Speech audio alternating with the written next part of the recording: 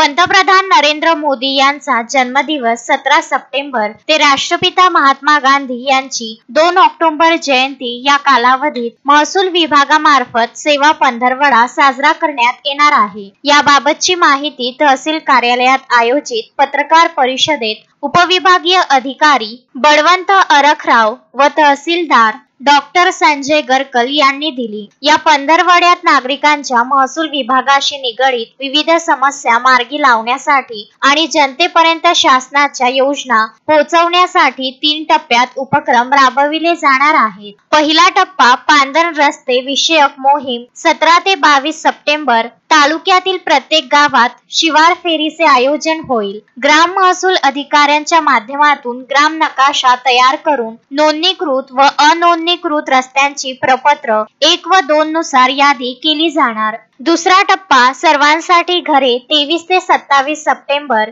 शासकीय जमिनीवरील अतिक्रमणे नियमानुसार नियमित केली जाणार। पात्र लाभार्थ्यांना 100 पट्ट्यांचे वाटप होईल। या उपक्रमात नगरपालिका तसेच ग्रामीण भागाचा समावेश असेल। तिसरा टप्पा जनसंवाद व आधी सेतू जनसंवाद 28 सप्टेंबर ते 2 ऑक्टोबर जिवंत सातबारा मोहीम मोठ्या प्रमाणात राबविली जाईल। सातबाऱ्यावर मृत खातेदार असल्यास वारस नोंदीची प्रक्रिया केली जाईल। यामध्ये लीगल हेअर सर्टिफिकेटची गरज भासणार नाही। गाव तिथे स्मशानभूमी अंतर्गत ज्या गावांना स्मशानभूमी उपलब्ध नाही त्या गावात जिल्हाधिकाऱ्यांच्या माध्यमातून जमिनी उपलब्ध करून दिल्या जातील। या सेवा पंधरवड्यात शेतकरी, गरजू नागरिक व वर्षानुवर्षे प्रलंबित असलेली प्रकरणे मार्गी लागणार आहेत। महसूल विभागाचे अधिकारी व कर्मचारी गावोगावी जाऊन थेट नागरिकांशी संवाद साधून समस्या सोडवणार आहेत। या अभियानाचा सर्व शेतकरी व नागरिकांनी मोठ्या प्रमाणात लाभ घ्यावा असे आवाहन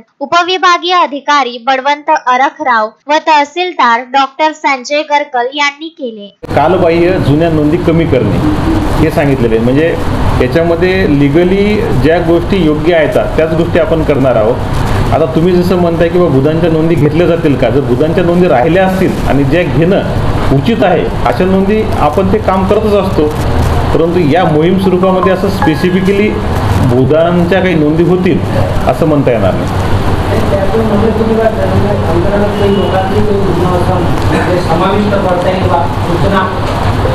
करता येईल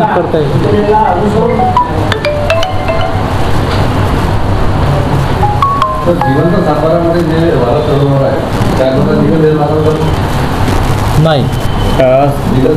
नाही, ग्रामीण विभागामध्ये स्थानिक चौकशीच्या आधारे तशा प्रकारच्या नोंदी ज्या आहेत त्या घेणं अपेक्षित आहे। आणि मला असं वाटतं की ग्रामीण विभागामध्ये अशी अडचण नसते, एखाद्या वारसाचे वारस कोण आहेत हे ठरवणे तसं ग्रामीण विभागामध्ये काय फार मोठं अवघड काम नसते।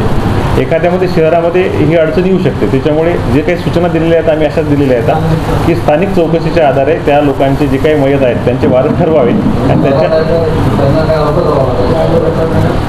आता आम्ही वारस नोंदीच्या संदर्भाने एखादा व्यक्ती मयत आहे, त्या व्यक्तीचं नाव सातबारावर असू नये, त्या व्यक्तीचं नाव कमी होऊन त्याचे जे कायदेशीर वारस आहे त्याचं नाव सातबारावर आलं पाहिजे। त्याच्यासाठी ऑलरेडी आपण योजना राबवतो आहे आणि या संबंधाने अर्जाचा कोरा नमुना, आवश्यक काय काय कागदपत्र घेतले पाहिजे सगळं तलाठ्याकडे उपलब्ध आहे। लोकांना, सामान्य लोकांना हेच सांगायचं आहे की त्याच्यात म्हणजे हे तुम्ही जे म्हटलं की लीगल एअर सर्टिफिकेट लागेल का, तर ते काही बंधनकारक नाही। असेल तर द्या, नसेल तर एवढंच म्हटलं आहे स्थानिक चौकशी करून वारसाची नोंद करावी।